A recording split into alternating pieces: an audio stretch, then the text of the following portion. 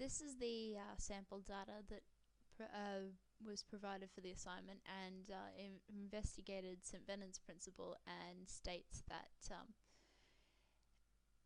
the length here defines the distance away at which the stresses from this load are no longer dependent on the type of load applied. So we're going to change the width of this L-shaped bracket and see whether that's true or not. So here in SolidWorks, I've adjusted the scale so that in both cases of the point load and the evenly distributed load, which are of the same magnitude and in the same direction, you can see the same colors for the same points.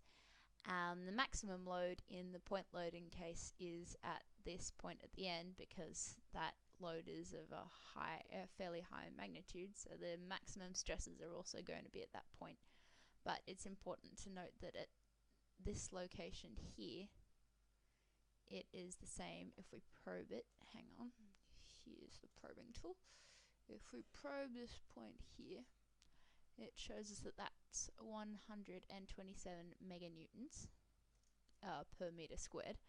And in the evenly distributed case over here, you can see the evenly distributed load applied at the end. It's still 127 meganewtons.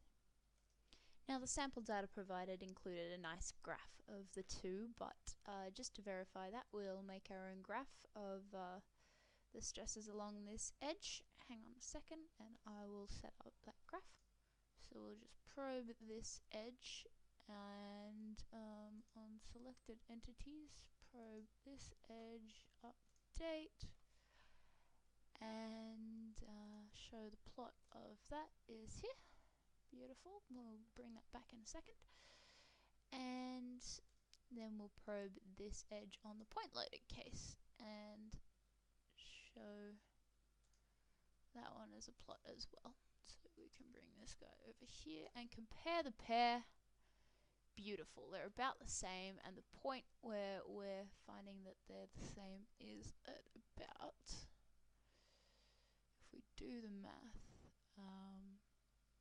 hang on, looking at our model, here's a driven dimension, 250 is the dimension here, so about a quarter of the way along, the results on our graphs will converge to be about the same.